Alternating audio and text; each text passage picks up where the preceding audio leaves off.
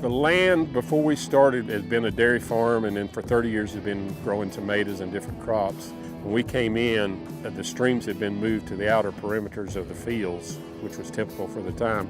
So when we've come in here, we've relocated the streams back into more of a natural area and created the natural meanderings that they would usually have.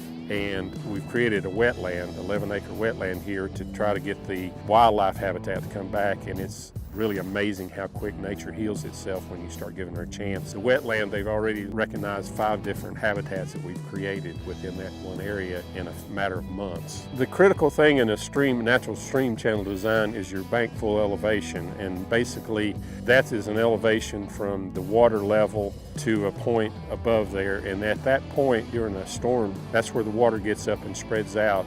And if those elevations are right, then everything works. We don't have the erosion, you don't have the destruction, everything else. It's a natural way to do it. And it's very critical, since our bank full elevations are sloping downward as we go, so each one will have a different reading. That's the reason the GPS is so nice, because no matter where we're at, we can nail it.